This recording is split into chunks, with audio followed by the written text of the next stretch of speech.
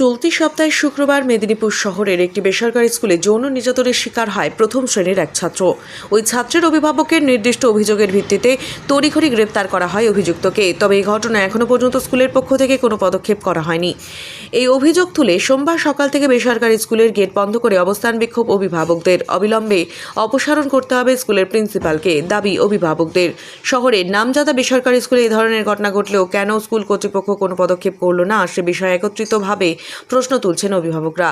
সাত সকালে অভিভাবকদের তরফে স্কুল ঘেরাওয়ের ঘটনাকে ঘিরে চঞ্চল মেদিনীপুর শহরে।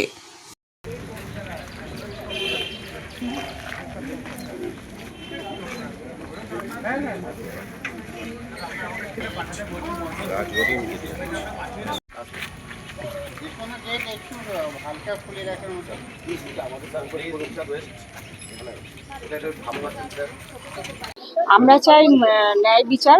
বাচ্চাটির সাথে যেরকম ঘটনা ঘটেছে আর কোনো ভারতবর্ষ, এটা পুরো পশ্চিমবঙ্গ, মেদিনীপুর আর ভারতবর্ষ, কারো কোনো ঘরের বাচ্চা যেন এইরকম না হয়। আমরা জাস্টিস চাই আর কি। আর ধরুন, অন্যায় যে করেছে, অন্যায়কে যে প্রশ্রয় দিয়েছে, দুজনেই সমান অপরাধ। তাই ওনার প্রিন্সিপাল স্যারের ওনার যথোপযুক্ত শিক্ষা দিন। উনি যেন আর কারোর সাথে এরকম করতে পারেন। উনি যেন আর কোথাও এরকম এমন শাস্তি দিন যেটা সমস্ত স্কুলের প্রিন্সিপালরা বা টিচারেরাও যেন আর এরকম না করেন অবহেলা বাচ্চাদের প্রতি। এইটাই আমরা চাই।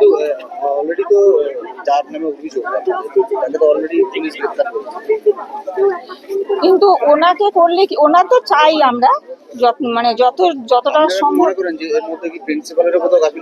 অবশ্যই রয়েছে, আরো অনেকের সাথেই তো এরকম করেছে বাচ্চাটা। উনি যদি তখন ব্যবস্থা নিতেন তাহলে তো হতো না। আর